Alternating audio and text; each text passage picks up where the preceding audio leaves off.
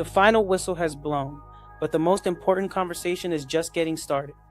Welcome to the locker room, where the conversations we need meet the truths we avoid, where the game ends and real life begins.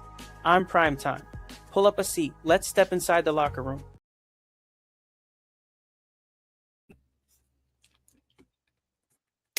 Yo, yo, yo, what's going on, everybody? This is Prime Time, the host of The Locker Room. And today is a great topic of discussion for us. Today, we're going to talk about why do we avoid the hard conversations? See, silence protects comfort. Conversation creates change. Today, a part of our conversation or our topic, we're going to look at conflict, communication, family disagreements, politics, race, religion, listening instead of debating, right? And so what we want to look at here, right, is that initial question of why do we avoid those hard conversations? And so for me, when we look at the bigger picture here, is we avoid those hard conversations is because of how our brains are wired, right? Our brains are wired to protect us from discomfort, from anything that makes us feel anything less than confident in what we know and what we do, right? So we look at it because, again, our brain wants to protect us from that discomfort.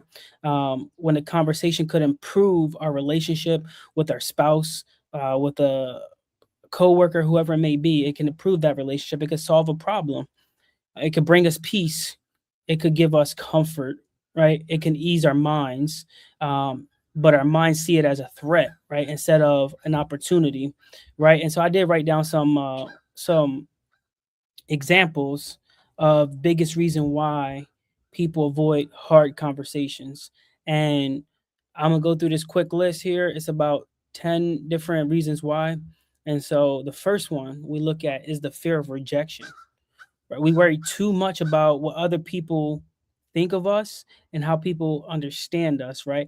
But not always that's not always the case. The person that you're talking to might actually understand you, but you're so worried that people won't understand you that you're missing that opportunity. You're so worried that people are going to stop liking you for who you are because you're speaking up about something that makes you feel uncomfortable. You're so worried about people leaving your life, but at the end of the day, you got to do what's best for you. You got to do what's best for your family, and you got to keep pushing forward. You got to do what's best for your peace of mind and your happiness. And if that means that people leave your life because your happiness and your peace, your family, and yourself comes before others, then that's okay. Let them walk out. Let them go. It's okay. All right. The second thing that we look at here is how people have a fear of conflict. So many people just want to avoid the conflict that they don't even address a situation. They don't want to bring it up because they're so afraid of what someone's going to say or how people's going to react to it, right? Many people equate disagreements with other people as fighting rather than looking at it as hey, this is an opportunity for us to grow. They look at it as, hey, this is an argument, we probably won't be able to get through this argument, so they choose to stay silent. They choose rather to avoid the conflict than to talk about it and works amongst the person they need to talk to get through the situation. Not even get through it, but get over that hurdle. And it's interesting that I wrote this one down as well because this comes up so many times in the sports world. As a sports management major, it's very crucial that we actually have these hard conversations. And it's hard to have these conversations because sometimes you may bring in a friend who's playing for your team or working on your team, and they doing something wrong, but you don't want to risk that friendship or whatever it may be, but you got to have these hard conversations. Like, these hard conversations need to happen in order for your business to grow, in order for your relationships to grow, in order for you to grow. You got to have those hard conversations. We look at the fear of hurting someone, like I said before, right? Is that we want to stay quiet because we don't want to cause any pain or discomfort within someone else. Even if the truth needs to be shared, you need to have that conversation with that person. It may hurt them, but you always hear the saying all the time that the truth hurts. The truth will set you free, right? If the truth hurts that person and the shoe fits, then let it fit. But they need to hear that in order to get better. Because again, how can we as individuals fix something if we don't know it's actually hurting someone or bothering someone? We can't do it because we don't know. Now, sometimes we may know, and people just blatantly do stuff to be um, just malicious towards another person, but that shouldn't always be the case or the situation at all, right? We look at the fear of being wrong. It's okay to be wrong. You don't have to know the answer to every single thing, like at all. You don't need to know the answer to everything, right? When you start to put yourself in that position to say, hey, I know the answer to everything, then you start to put yourself at a higher power and position than other people, right? Because guess what? I'm a sports enthusiast, but do I know everything about sports? No, I don't. There's a lot of sports out here in the world that I don't know about, but I choose other people to bring around to teach me about these sports to help me learn some of these things that I need to learn in the sports world. It goes same hand in hand with the business side of things, right? Is that I can be wrong. I can make a business decision and still be wrong, and I can have people look at me and like, dang, this person was wrong. But what I do when I make a wrong decision is I'll go to the people and tell them, hey, I made the wrong decision. I made a mistake. That is on me. My apologies. You guys are doing a great job. Keep going. Keep pushing forward. And I think when you have that kind of mentality, that mindset, then people will look at you and kind of say, dang, that's the kind of leader I want to follow after. That person setting the tone and setting the standard. Like, he messed up, but he came back and apologized to us because he was wrong. Like, who really does that? Not many people actually do that. And it takes a leader. It takes a leader to do that. And it's okay. Not everybody is meant to be a leader, right? Because as a leader, you need to learn how to follow before you can lead, right? You got to look at how those conversations can expose your flaws as an overthinker, or just having some wrong behavior. Um, Admitting that you're wrong can also expose your vulnerability, but that's okay. Have it exposed, because not everybody knows the answer to everything, and that's fine. We always say agree to disagree. And that's what you need to do. You need to agree to disagree sometimes to keep it pushing, right? But you got to look at your past experiences, right? If previous hard conversations ended with yelling, arguing, manipulation, rejection, you learn to avoid these kind of conversations as a whole, right? It becomes a fear that you can't have these conversations because of a past experience. It's almost like if you have to have this conversation, you almost get like post-traumatic stress disorder, right? You get that PTSD because, like, oh snaps, I got to have this conversation. But the last time I had a conversation with someone like this, they yelled at me, they tried to manipulate me, they tried to do whatever it may be to make them feel like they were on top and more important than how I felt and what I was doing, right? So you try to avoid those conversations as a whole. Lack of communication skills. This is a big one right here, right? Because a lack of communication, meaning that I tell anyone I come across, no matter where I'm at, is that communicate. If you can communicate and you think you're not communicating, communicate some more. Over communicate, because if you over communicate, the point's going to get across. But not everyone was taught how to express their feelings, how to listen, or disagree with someone respectfully, right? This is funny because I was in a situation a couple days ago actually, and it was where I had a friend of mine, and we were talking about something, and it got to the point where it became a conversation that needed to happen. And this could have been a conversation that one of us just tried to avoid as a whole, but the conversation had to happen. And so we had the conversation, and it was about some religious stuff. But at the end of the day, what ended up happening was we just agreed to disagree, right? We weren't trying to hurt nobody's feelings. We were trying to see everybody's side and point of view of that. And before we made a final decision, but the ultimate decision was made. And it was like, okay, we're going to respect everyone's feelings, their wishes. But it was like, it felt like at the time, you know, we tried to yell at each other through text message. We try to manipulate each other to just only see our side and not see the other side. At the end of it all, the conversation was dropped, and we just left it at that. But again, once you have that conversation, if you feel like it's just really tugging at you, it's bothering you, let the conversation die down for a couple days. Say 2 days max. Let it die down. If it's really, really that bad, give it a couple more days. And then reflect on that conversation, pray on that conversation, and then go back to that person and say, hey, this is how I truly felt.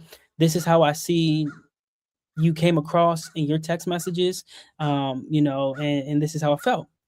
And then let him or her express their side, their point of view, their feelings before you can go ahead and jump in and respond, right? And one of the biggest things that we have to learn is that we got to be quick to listen and slow to speak. When someone is talking, don't automatically jump in and interrupt them, right? Because in my perspective, right, and perspective is everything, is when someone's interrupting me when I'm talking, is they're A, not listening to me, B, that they don't care what I have to say, and C, that they always got to be right and that they can never be wrong.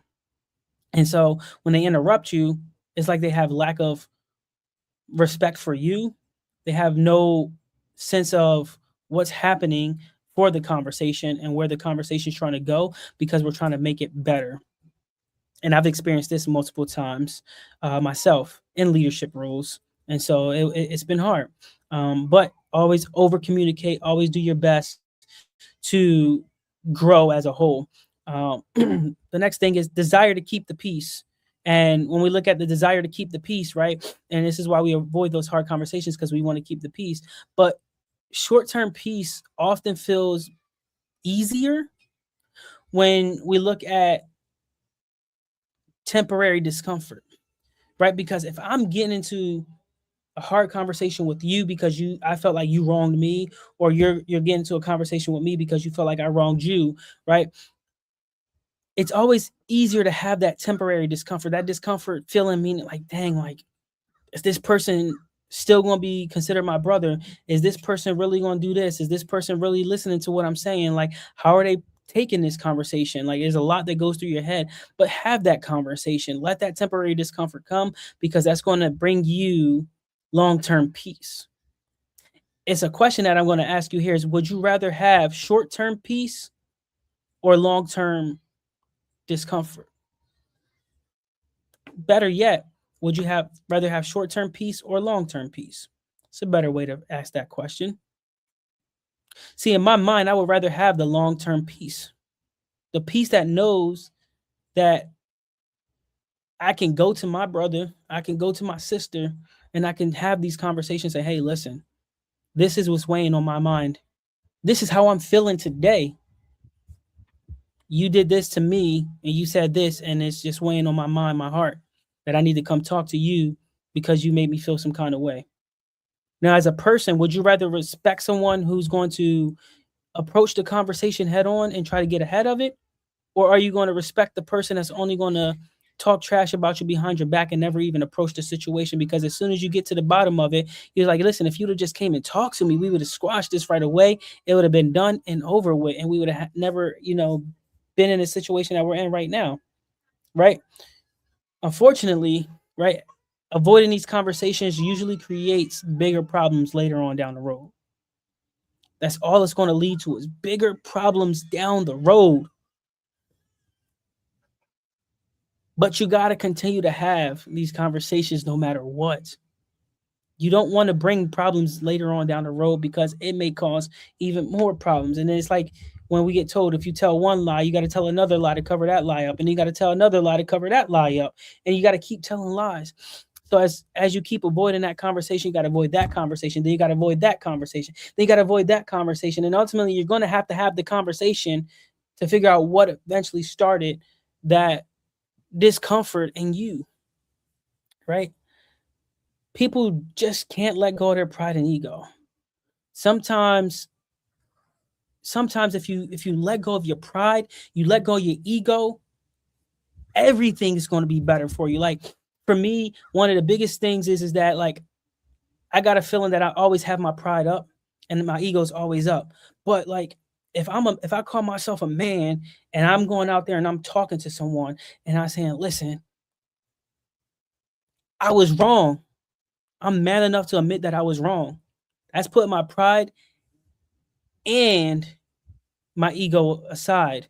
And it's allowing me to see not necessarily me being vulnerable, but to see where that other person's mind is at and where their feeling is at, right? Because they're human just like you're human. They bleed the same color blood you bleed, right?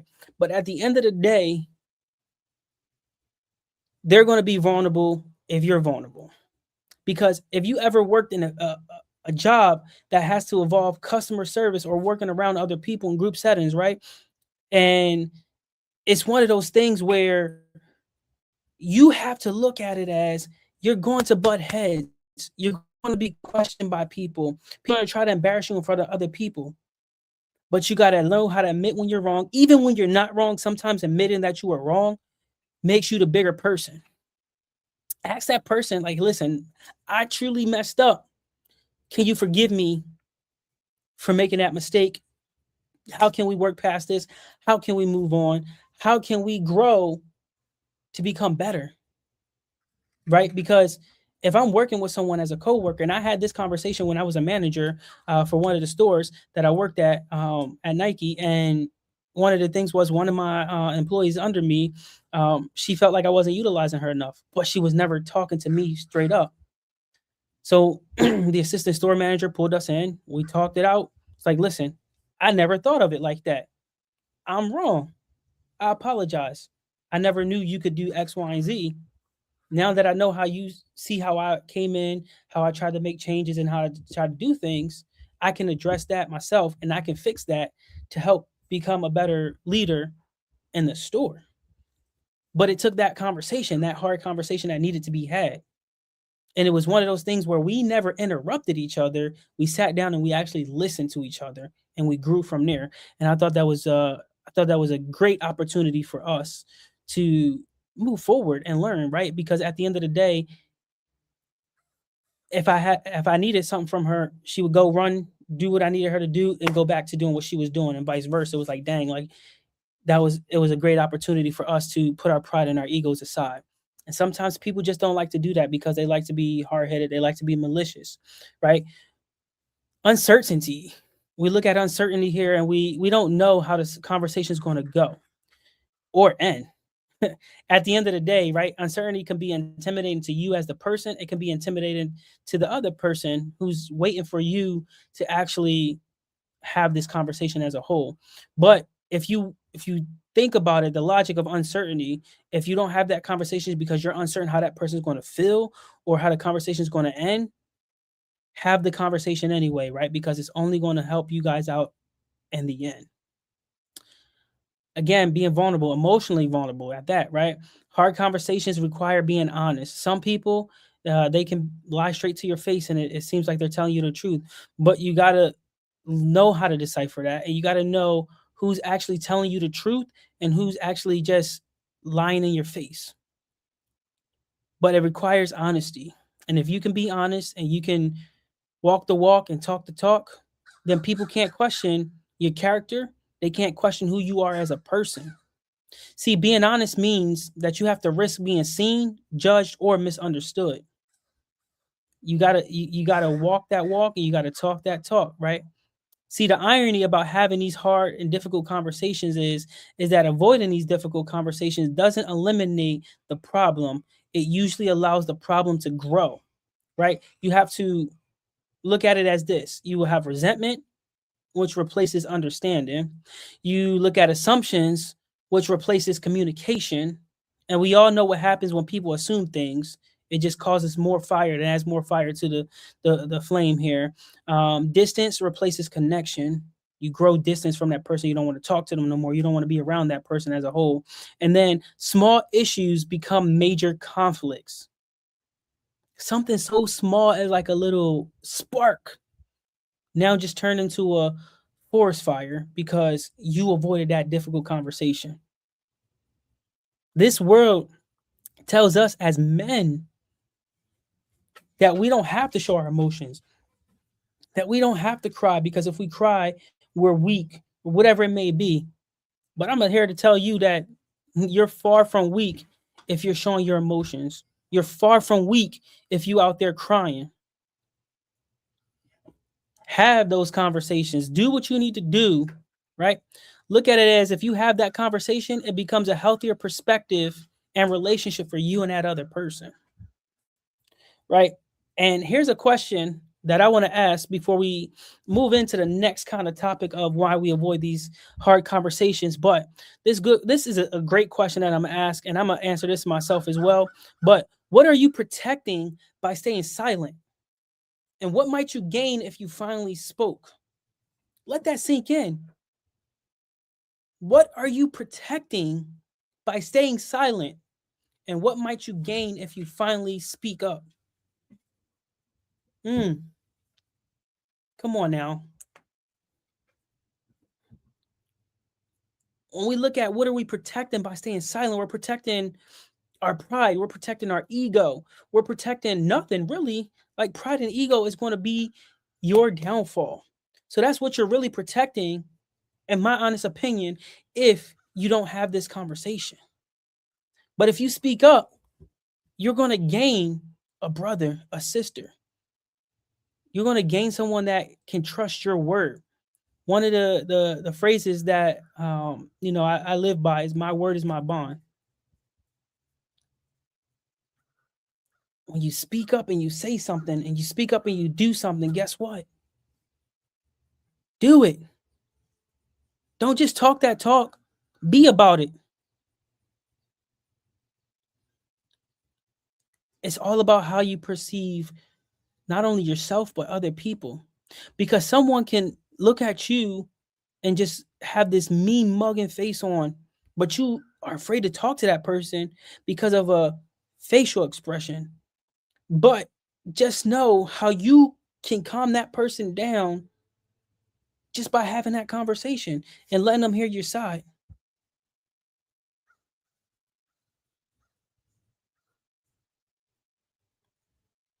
Just know that even though that person may look angry, that person may not actually be angry either.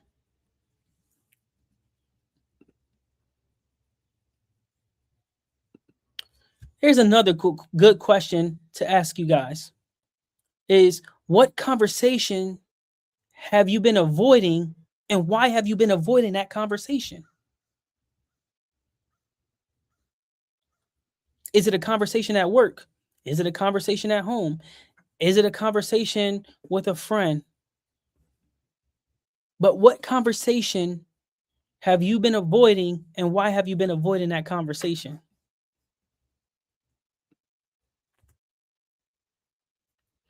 It's simple. But a conversation that I wouldn't say I necessarily avoid, but a conversation that I feared was I believe it was a few. Actually, I'm gonna take this back to 2014, 2015 timeframe. I was a freshman in college. I was at Lancaster Bible College, and I got a text from the coach the head coach of the basketball team, and he goes, I need you to report to my office. And usually when a coach says report to the office, it means one of two things. You either in some kind of trouble, getting kicked off the team or whatever it may be, or they, want to go over some things with you as far as like being better in practice or whatever it may be. Right. But as soon as I got that text message, I stopped walking. I just froze right in my tracks. I seen one of the basketball players, and I was like, man. And it's like, yo, what's wrong? I can see it all over your face. And I was like, I just got a text from the coach. I said, I'm going to go ahead and guess that this is my cue that I'm being kicked off the team. And he was like, nah, not necessarily. He goes, go have the conversation. Just go in there, hear what he has to say.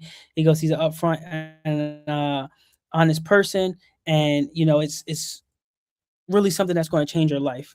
And I was like, all right. And I trusted that basketball player. And I walked into the coach's office, and we had a life changing conversation for me.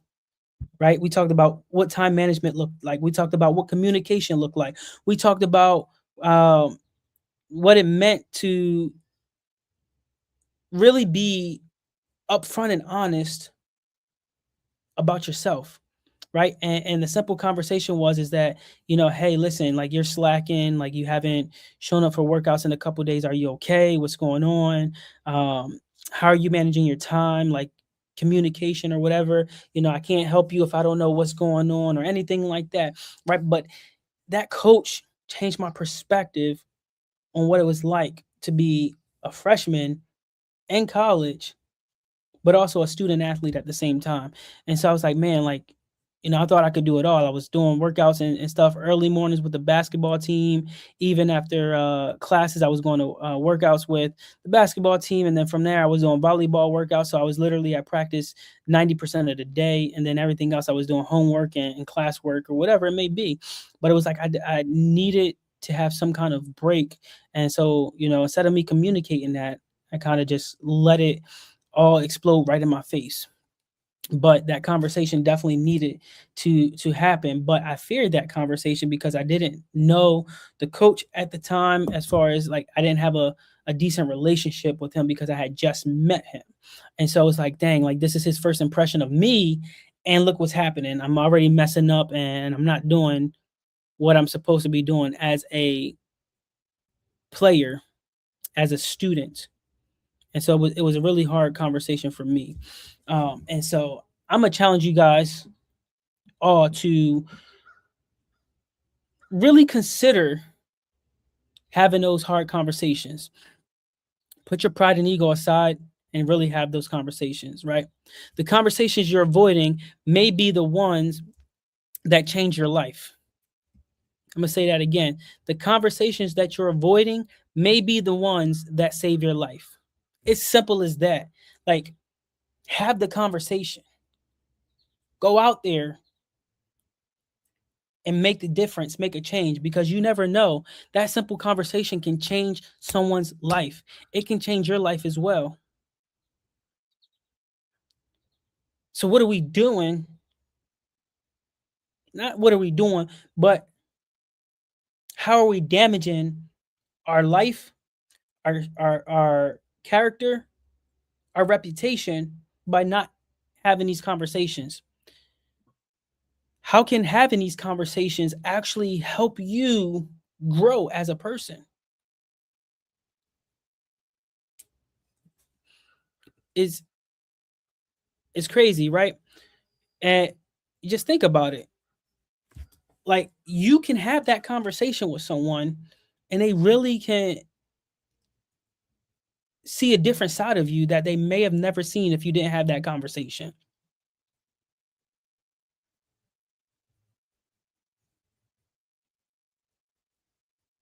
You got to have that trust. You got to look at yourself and dive deep into yourself first and address any issues within yourself first before you go ahead and address it with someone else. And so I'm going to challenge you guys with two different challenges, right? The first one is go ahead and dive deep into yourself and look at yourself and see how you can change yourself first, and where you have probably wronged someone before you go out and try to address something with someone else. And then the second part to that is have one difficult conversation this week with respect and honesty. Have that one conversation this week with respect and honesty. All right.